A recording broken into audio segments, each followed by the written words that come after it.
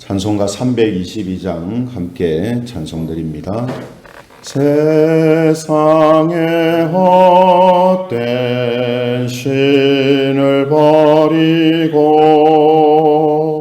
하나님 이름 높여 기리세 온 천하 백성 모두 나와서 다같이 하나님만 섬기세 세상의 헛된 우상 버리고 인간의 모든 부귀영화와 거짓과 불의 모두 버리고 온전히 하나님만 섬기세 주님의 백성 서로 헤아려 시기와 미움 마주 버리고 하나님만을 홀로 섬기는 천국을 어서 이뤄주소서.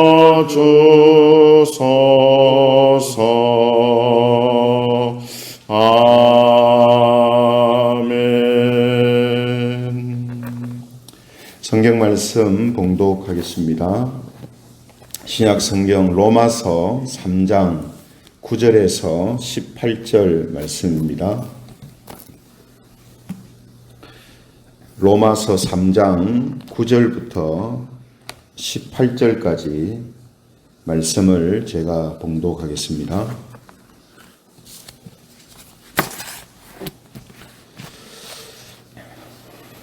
(9절부터) 봉독합니다. 그러면 어떠하냐? 우리는 나으냐? 결코 아니라. 유대인이나 헬라인이나 다 죄 아래에 있다고 우리가 이미 선언하였느니라. 기록된 바 의인은 없나니 하나도 없으며 깨닫는 자도 없고 하나님을 찾는 자도 없고 다 치우쳐 함께 무익하게 되고 선을 행하는 자는 없나니 하나도 없도다. 그들의 목구멍은 열린 무덤이요 그 혀로는 속임을 일삼으며 그 입술에는 독사의 독이 있고 그 입에는 저주와 악독이 가득하고 그 발은 피 흘리는데 빠른지라. 파멸과 고생이 그 길에 있어 평강의 길을 알지 못하였고. 같이 읽겠습니다. 그들의 눈앞에 하나님을 두려워함이 없느니라 함과 같으니라. 아멘. 오늘은 자신을 죄 아래에 방치하지 마라. 자신을 죄 아래에 방치하지 말라. 이런 제목을 가지고 하나님 말씀을 전가하겠습니다.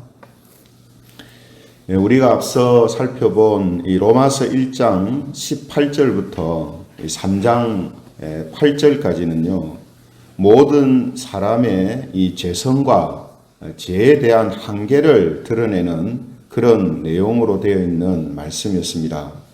그래서 양심과 도덕이 있는 이방인도 의롭다함을 얻지 못하고요, 율법과 할례 같은 이방인들보다 나은 환경과 유리한 조건이 있는 유대인도 의롭다함을 얻지 못하는 것이 죄에 대한 인간의 한계다, 이렇게 지적을 했습니다. 결국 죄에 대하여서 사람의 한계가 있다라는 사실을 살핀 후에 내려진 결론이 뭐냐 하면, 오늘 본문 9절의 말씀처럼 좀 더 나은 사람도 없고 모두가 죄 아래에 있다 하는 거죠. 모든 사람들을 유대인과 이방인으로 구분해서 살펴본 결과 나은 사람은 없다. 이게 사람에 대한 제 결론입니다. 그래서 본문 9절에 보시면요. 그러면 어떠하냐? 우리는 나으냐? 결코 아니라 유대인이나 헬라인이나 다 죄 아래에 있다고 우리가 이미 선언하였느니라 이렇게 이제 말씀을 하고 있는 겁니다. 그래서 오늘 본문을 보면 이 죄 아래에서 나타나는 현상에 대해서 이야기를 할 때 전부 다 구약 성경을 인용해서 말씀하고 있습니다. 그 말은 무슨 말이냐면 방금 9절에 우리가 이미 선언하였다 이렇게 했잖아요. 그래서 바울이 선언한 것도 포함되지만 궁극적으로 보면 이미 죄 아래 모든 사람이 있다라는 것. 그래서 사람은 그 죄에서 스스로의 힘과 능력으로 아무리 좋은 조건과 여건이 주어져도 스스로는 벗어날 수 없다는 것이 이미 구약 성경부터 오래전부터 선언된 내용이다라는 것을 우리에게 알려주기 위해서 구약 성경을 전부 다 인용해서 사람의 한계가 이렇게 나타난다라는 것을 보여주고 있다라는 것입니다. 그래서 오늘 여기에서 9절에 죄 아래에 있다 했잖아요. 모든 사람이 다 죄 아래에 있다 했는데 이 죄라는 단어가 단수로 사용됐습니다. 사실 일반적으로 보면 복수가 사용돼야 되거든요. 모든 사람들이, 이 말은 복수가 사용됐으니까 주어가 다 죄들 아래에 있다 이렇게 돼야 되는데 죄 아래에 있다라고 단수를 사용합니다. 단수를 사용하는 이유는 뭐냐 하면 이제 죄의 권능과 세력이 이게 하나다라는 의미도 있습니다만 이 죄를 지배하고 모든 사람들을 죄 아래에 있게 하는 이 인격체가 있죠. 그게 사탄입니다. 그러니까 사탄의 지배 아래 모든 자들이 있기 때문에 죄 아래에 있다라는 이런 표현을 지금 사용하면서 죄라는 단어를 단수로 지금 사용하고 있다라는 겁니다. 그래서 여러분 우리가 성경 말씀처럼 모든 사람이 죄 아래에 있다 하는 것이 어떤 환경이나 여건을 이제 말한다면요. 환경과 여건을 개선하고 이겨내면 됩니다. 그래서 지금 사람들이 착각하는 게 그거거든요. 아, 사람들이 악하냐? 사람들이 죄성이 있느냐? 그럼 교육을 시키지. 교육을 시켜서 죄의 문제를 없애면 되지 않느냐? 없앨 수 있다. 이게 이제 사람이 착각하고 있는 거예요. 그래서 조금의 개선은 있을 수 있지만 본질적으로 해결할 수 없는 문제인데 사람들은 그거를 인지하지 못하고 인정하지 않는 겁니다. 그래서 결국 죄 아래에 있다 하는 이건요. 이 사탄, 즉 인간의 힘과 능력을 초월하는 인격체 아래에 있다는 것이 되기 때문에 어떤 방법을 써도 완전히 벗어날 수가 없는 거예요. 죄 아래에 있다는 표현이 그래서 바로 이런 의미를 이제 갖고 있는 겁니다. 그렇기 때문에 인격체에서 벗어날 수 있는 길은 뭡니까? 더 큰 힘과 능력을 소유한 인격체를 통해서만 가능한 거죠. 근데 사람은 안 된단 말이에요.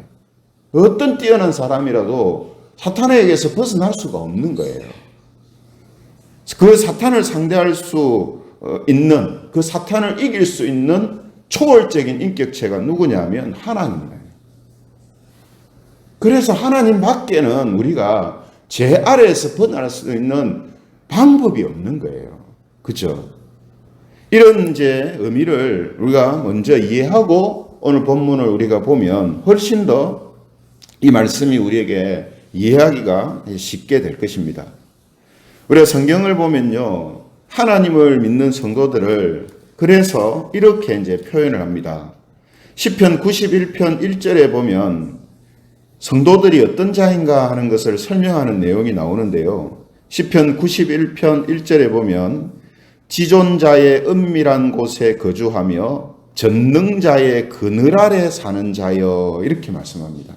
뭐라고 합니까? 성도들은 전능자의 그늘 아래 있는 자들입니다. 사탄의 그늘 아래 있는 자들이 아니고 전능자의 그늘 아래 있는 자들이에요. 이게 다른 겁니다. 또 로마서 6장 14절에 보면 이와 비슷한 표현을 하는데요. 로마서 6장 14절 죄가 너희를 주장하지 못하리니 이는 너희가 법 아래에 있지 아니하고 은혜 아래에 있음이라.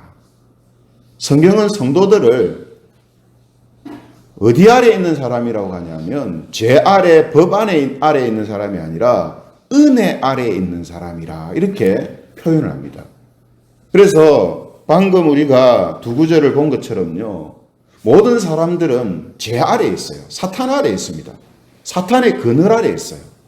그러나 예수 그리스도를 믿는 성도들은 그 그늘 아래에서 벗어나서 하나님, 전능자의 그늘 아래에 머무는 자들이고요. 은혜 아래 거하는 자들입니다. 이것이 예수님을 믿지 않는 사람들과 예수님을 믿는 사람들의 차이예요.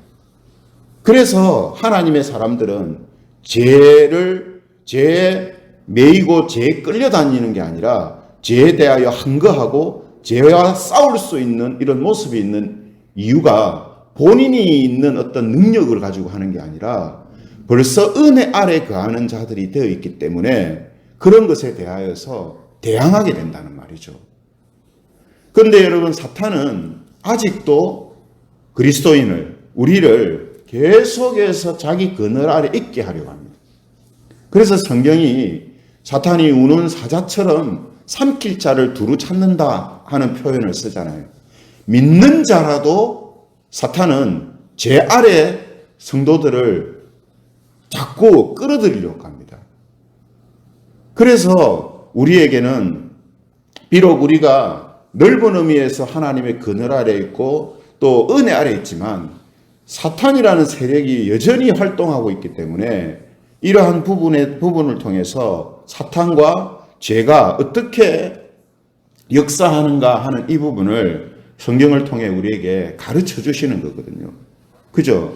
그래서 사탄은요, 전부가 안 되면 일부분이라도 혹은 그 사람의 입을 통해 나오는 말이나 그 사람이 하는 작은 행동 하나라도 죄 아래에 있는 자들로 자꾸 만들려고 합니다. 왜냐? 하나가 되면 두 개가 되고 두 개가 되면 세 개가 되잖아요. 말이라는 것도 그렇잖아요. 한번 욕을 사용하게 되면 자꾸 두 번, 세 번, 네 번 다른 욕들을 자꾸 사용하게 되는 것처럼 행동도 마찬가지고요. 그래서 사탄은 전부가 안 되면 일부라도 계속해서 죄의 그늘 아래, 죄 아래 계속 머무는 현상이 나타나도록 그렇게 역사를 한다는 거거든요. 그러므로 오늘 우리가 말씀을 통해서 죄 아래에 있을 때 나타나는 현상이 무엇인가 하는 것을 우리가 살펴보려고 합니다. 그래서 이런 현상이 우리의 말과 행동 속에 나타나는 그런 부분이 있다면, 또 그런 영역이 있다면 빨리 벗어나서 우리가 하나님의 그늘 아래, 은혜 아래 견고하게 서는 그런 성도들이 되어야 한다는 거죠. 그래서 바울이 지금 이런 말씀을 기록해 주고 있는 것도 그들을 복음 안에서, 복음의 진리 안에서 견고하게 세워주기 위해서라고 했잖아요. 그죠? 이미 전능자의 그늘 아래 있는 사람들이고 은혜 아래 거하는 성도들이에요. 근데 왜 견고하게 세워주겠다고 합니까? 예, 말씀드린 것처럼 계속해서 성도 주변에, 그리고 이 세상은 사단이 아직도 역사하고 있고 계속해서 죄 아래 머물도록 하는 역사들이 계속해서 일어나고 있기 때문이에요. 초대교회 문제들이 그래서 나타나는 거 아닙니까? 예? 성령의 강력한 역사하심이 있었던 시대인데 초대교회 때부터 우리가 서신서를 보면 복음을 훼손하고 진리를 흐트리는 이런 역사들이 교회 안에서 막 일어나잖아요. 그래서 이런 서신서들을 적어서 후대까지 지금 계속해서 우리에게 보여주고 있는 거잖아요. 그렇죠? 그러므로 오늘 이런 말씀들을 단순히 뭐 교리다 이렇게 치부하고 지나가서는 안 됩니다. 교리는 곧 우리 생활이에요. 교리는 곧 우리의 삶과 직결됩니다. 그래서 이런 말씀들을 통해서 지금 죄 아래에 있을 때에 어떤 현상들이 사람들한테 나타나는가, 이걸 우리가 말씀을 통해서 확인해야 되고, 그래서 내 자신에게 그런 현상이 나타나는 모습이 보일 때 우리는 지금 사탄이 나를 제 아래에 자꾸 끌어당기는구나. 예? 빨리 우리가 은혜 안에 거하는 자들도 돌아서야 되겠다. 견고하게 서야 되겠다. 예, 이것을 우리로 하여금 지금 깨닫게 하시는 거거든요. 그래서 여러분, 제 아래에 있게 되면요, 12절의 말씀처럼 선을 행하지 않게 되거든요. 선을 행하지 않습니다. 지금 모든 사람들이 그런 상태거든요. 제 아래에 있기 때문에 선을 행하지 않아요. 그리고 13절과 14절의 내용처럼 입에서 나오는 말도 저주와 악독이 가득하고요. 15절의 말씀처럼 행동도 고통과 죽음의 피를 흘리는 행동만 나오게 돼요. 근데 서두에 말씀드린 것처럼 이런 지금 말씀을 뭘 인용해서 한댔습니까? 구약 성경을 인용해서 했댔잖아요. 그러니까 사람들이 선을 행하지 않고 입에서 나오는 말이 저주와 악독이 가득하고 그들이 하는 행동은 고통과 죽음의 피를 흘리는 행동들을 하게 되는 이유가 뭐냐 하면 죄 아래 있기 때문인데, 그건 지금 있는 일이 아니고 이미 아담으로부터 시작해서 지금까지 계속 되어지는 일이라는 것을 지금 구약 성경을 인용해서 우리에게 보여주고 있는 것이죠. 그런데 문제는 뭡니까? 대부분의 사람들이 말과 행동만을 보고는 자신이 죄 아래에 있는가 하는 것을 잘 파악하지를 못한다는 거예요. 그래서 사람들이요, 자기 말이 좀 고분고분하고 순화된 말을 사용하면 자기는 괜찮다고 생각합니다. 나는 죄 아래에 있지 않다고 생각합니다. 내가 법을 잘 지키고 도덕적으로 괜찮은 사람이면 나는 괜찮지 않느냐, 내가 무슨 죄 아래에 있느냐, 이렇게 이제 생각을 하게 된다는 거예요. 그래서 우리는 우리 자신의 말과 행동의 일부가 죄 아래 있는가 없는가, 예? 사탄이 우리를 계속해서 유혹하고 있지 않는가 하는 것을 우리가 잘 파악해야 한다는 거예요. 그래서 말과 행동 이전에 더 본질적인 모습을 살펴봐야 돼요. 본질적인 세 가지 현상을 우리가 알고 있어야 된다는 거예요. 그 세 가지 현상을 우리가 이제 함께 살펴보려고 합니다. 모든 사람은 물론이고요, 그리스도인 역시 죄 아래에 있을 때 나타나는 첫 번째 현상이 뭐냐면 하나님을 찾지 않는다는 것입니다. 하나님을 찾지 않습니다. 이건요, 그냥 하나님 안 믿는다 이런 의미도 있지만 하나님을 의지하지 않고 하나님을 생각하지 않고 하나님을 기대하지 않는다는 거예요. 하나님을 찾지 않습니다. 그래서 11절에 보면 뭐라고 합니까? 죄 아래에 있을 때 사람들에게 나타나는 모습이 뭐냐? 하나님을 찾는 자도 없고, 이렇게 되어 있죠. 11절에. 깨닫는 자도 없고 하나님을 찾는 자도 없다. 예. 그래서 지금 아무리 그 사람이 고매한 인격을 가지고 있고 아주 순화된 좋은 말들을, 아름다운 말들을 하는 사람이라도 하나님을 믿지 않고 그리스도를 믿지 않는 사람이라면 죄 아래에 있는 사람이에요. 그거는 다른 거 살필 필요도 없어요. 말과 행동이 어떠냐 저떠냐 살필 필요도 없습니다. 예수님을 믿지 않는 사람들은 전부가 죄 아래에 있는 사람들이에요. 또 우리의 삶의 영역도 마찬가지고요. 로마서 1장 28절에 보면 그래서 이런 말씀이 있습니다. 로마서 1장 28절. 또한 그들이 마음에 하나님 두기를 싫어하며, 예, 싫어합니다. 하나님 두기를 싫어해요.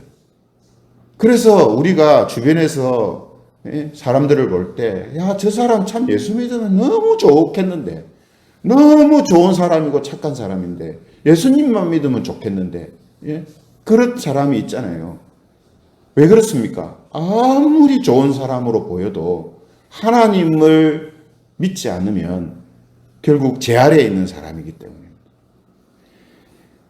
하나님 두기를, 그 마음에 두기를 싫어하는 것, 이것이 죄 아래에 있는 사람들한테 모두 나타나는 모습이거든요. 시편 14편 2절에서 3절에 보면 이런 말씀이 있습니다. 시편 14편 2절 3절. 여호와께서 하늘에서 인생을 굽어 살피사 지각이 있어 하나님을 찾는 자가 있는가 보려 하신즉 다 치우쳐 함께 더러운 자가 되고 선을 행하는 자가 없으니 하나도 없도다. 하나님을 찾는 자가 없대요. 그래서 선을 행하지 않는다는 거예요. 따라서 우리의 삶에 어떤 영역에서 하나님을 피하거나 하나님을 의식하지 않고 있거나 하나님을 의지하지 않고 있는 부분이 있다면 지금 그 영역이 죄 아래에 있다고 생각해야 합니다. 우리에게 그런 것이 있어요. 내 자신은 하나님 믿고 있고 은혜 아래에 있는 사람인데 우리의 마음의 어떤 영역들, 생각의 어떤 영역들, 삶의 어떤 일부 모습들이 나타날 때는 하나님을 의지하지 않고 생각하지 않는다는 거예요. 그런 게 있잖아요. 그죠? 그것은 다양하게 나타납니다. 성격적인 부분일 수도 있고요. 어떤 사상적인 부분일 수도 있고요. 습관적인 부분일 수도 있습니다. 그 부분만큼은 하나님을 의지하지 않아요. 하나님 생각하지 않습니다. 자기 막 좋은 대로, 자기 원하는 대로 막 해요. 그래서 내 삶의 어떤 부분과 영역이 그 부분에 있어서 내가 하나님을 생각하지 않고 있고 하나님을 의지하지 않고 있구나 한다면 그 삶의 영역만큼은 지금 내가 죄 아래에 있다라고 생각을 해야 합니다. 이런 게 필요해요. 그리고 두 번째, 죄 아래에 있을 때 나타나는 현상이 뭐냐면 평강의 길을 알지 못한다라는 거죠. 쉽게 말하면 평강이 없어요, 그 사람한테. 그래서 17절에 보시면요, 뭐라고 되어 있습니까? 평강의 길을 알지 못하였고. 예. 우리가 오늘 본문에서요, 나오는 여러 이제 표현들이 개별적인 표현들이 대부분인데 원리적이고 근본적인 표현들이 따로 있습니다. 지금 우리가 살펴보는 게 그거예요. 뭐 말하고 행동, 뭐 이런 거, 이런 말, 저런 말 행동, 악이 나오고, 뭐 악한 행동을 하고, 이건 개별적인 거예요. 그러나 앞서 말씀드린 것처럼 하나님을 찾지 않는다. 이거는 원리적인 것이며 종합적인 것이며 근본적인 거예요. 그래서 지금 제가 다루고 있는 겁니다. 두 번째가 뭐라고 했습니까? 평강의 길을 알지 못해요. 네, 이겁니다. 이건 근본적인 문제입니다. 그래서 17절에 뭐라고 되어 있다고 했어요? 평강의 길을 알지 못하였고 이렇게 되어 있잖아요. 그래서 여러분 누가복음 2장 14절에 보면요. 예수님을 믿지 않는 자들한테 일어나는 중요한 특징을 이제 알려줍니다. 누가복음 2장 14절에 이런 말씀이 있습니다. 지극히 높은 곳에서는 하나님께 영광이요 땅에서는 하나님이 기뻐하신 사람들 중에 평화로다 하니라. 무슨 말이죠? 예수님이 이 땅에 오시는 것을 이렇게 표현한 있는 거거든요. 예수님을 믿는 자, 하나님이 기뻐하시는 사람들이 누굽니까? 예수님 믿는 자들이죠. 그들에게 뭐가 주어진다고요? 평화가 있다요. 즉 하나님의 그늘 아래, 은혜의 그늘 아래 있는 자들한테 나타나는 모습이 뭐냐? 현상이 뭐냐? 평강이라는 거예요. 평화입니다. 반대로 이제 생각해 보면, 반대로 전능자의 그늘 아래 있지 않고 은혜 안의 그늘 아래 있지 않고 죄의 그늘 아래 있는 사람들한테 나타나는 현상이 뭐냐? 평강의 길을 알지 못한다. 오늘 본문이 이야기하고 평화를 알지 못해요. 그죠? 그러므로 우리의 삶에 어떤 영역과 부분도 마찬가지입니다. 평상시는 평화로워요. 평강 아래 있어요. 근데 그 평강이 깨어지는 일들이 있단 말이에요. 내 삶의 어떤 영역에. 어떤 것만 딱 터지면 내 마음속 평강이 없어지고 막 화가 올라오고 혹은 어떤 행동과 습관들이 나타날 때 그 속에 평강이 없어요. 불안해하고 초조합니다. 왜 그렇다고요? 제 그늘 아래, 제 아래에 있는 영역이기 때문에 그런 현상들이 나타난다는 거죠. 그러므로 우리의 삶의 어떤 부분에 평강이 깨어져서 마음의 평안이 없고 사랑과의 평화가 없다면 그 부분이 제 아래에 있는지 살펴볼 필요가 반드시 있는 겁니다. 그래서 우리가 그러한 상황, 그런 부분이 있을 때 가장 먼저 하나님을 찾고 기도해야 하는 거죠. 그리고 저주와 악독이 있는 말을 삼가야 되고. 왜 그렇죠? 그게 평강을 깨뜨리잖아요. 그게 평화를 깨뜨리잖아요. 내 마음의 평강도 깨뜨리며 다른 사람들과의 평화도 깨뜨리잖아요. 그래서 저주와 악독이 있는 말이 있다면 그걸 삼가해야 되고, 남에게 상처를 주고 또 공동체 또 관계의 평화를 깨는 행동이 없도록 해야 합니다. 우리가 제 아래에 있을 때에 평강이 깨지는 일이 발생하기 때문이죠. 그래서 제 아래에 있을 때는 무슨 현상이 나타난다고요? 평강이 깨집니다. 내 마음의 평강, 관계의 평강, 평화, 공동체의 평화가 깨져요. 그때는 지금 이 부분에 있어서 사단이 역사하고 있구나. 내가 제 아래에 지금 있는 것 아닌가. 이거를 빨리 영적인 감각을 가지고 이거를 느껴야 된다는 말이죠. 마지막 세 번째, 제 아래에 있을 때 나타나는 현상이 뭐냐면 하나님을 두려워하지 않는 현상이 나타납니다. 하나님을 두려워하지 않아요. 그래서 18절에 보시면 뭐라고 되어 있습니까? 18절, 그들의 눈앞에 하나님을 두려워함이 없느니라. 그래서 말과 행동이 제 아래에 있는 자로 사는 거예요. 하나님을 두려워함이 없습니다. 시편 36편 1절에 보면 이런 말씀이 있습니다. 시편 36편 1절, 악인의 죄가 그의 마음 속으로 이르기를 그의 눈에는 하나님을 두려워하는 빛이 없다 하니.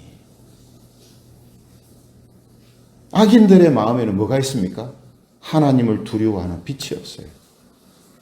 이겁니다. 그러나 여러분, 하나님의 그늘 아래, 은혜 아래 있는 사람들은 어떻습니까? 하나님을 두려워하고 하나님을 경외하면서 살지 않습니까? 그렇죠? 그래서 고린도후서 7장 1절에 뭐라고 합니까? 고린도후서 7장 1절, 그런즉 사랑하는 자들아, 이 약속을 가진 우리는 하나님을 두려워하는 가운데에서 거룩함을 온전히 이루어 육과 영의 온갖 더러운 것에서 자신을 깨끗하게 하자.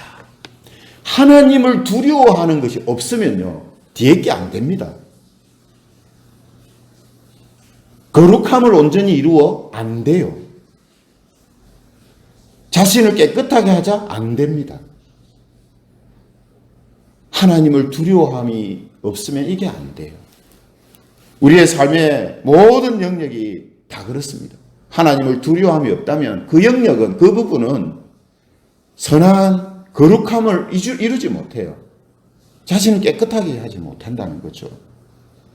그러므로 우리의 마음속에 또 우리의 삶의 어떤 부분에 하나님을 경외하는 마음, 하나님을 두려워하는 마음이 없다면 지금 제 그늘 아래, 제 아래 그 부분이 지금 있다라고 생각을 해도 틀리지 않다는 겁니다. 그러므로 성도 여러분, 우리가 살펴본 제 아래에 있을 때 나타나는 이 세 가지 현상, 하나님을 찾지 않고 평강이 없어지며 하나님을 두려워하지 않는다 하는 이 부분을 우리가 다시 한번 우리 마음속에 새기면서 저와 여러분들이 이런 모습들이 나타나는 현상이 있다면 즉시 하나님을 두려워하는 마음으로 하나님을 찾고 기도하며 우리의 말과 행동이 평화가 이루어지고 평강이 이루어지는 방향으로 나아가기를 우리가 소원하며 또 그렇게 행해야 한다라는 것입니다. 그래서 저와 여러분들의 마음과 삶을 제 아래 방치하지 않아야 됩니다. 이런 현상이 나타나는데도 그걸 그냥 가만히 두고 있는 것은 뭐냐? 자기를 그냥 죄 아래 방치하는 거예요. 방치하는 거예요. 그러면 자기의 삶에 또 다른 영역들이 죄 아래 자꾸 거하게 됩니다. 예. 그것은 하나님이 우리에게 원하시는 모습이 아니요. 우리가 그리스도 안에서 하나님이 주신 은혜를 풍성히 경험하며 사는 삶을 방해하는 그런 요소들이 된다는 거죠. 그래서 저와 여러분들 모두 이런 현상이 나타날 때에 우리의 마음과 삶을 죄 아래 방치하지 말고 온전히 하나님의 그늘 아래 은혜 안에 거하는 자로 사는 그런 은혜와 복이 있기를 주님의 이름으로 축원합니다.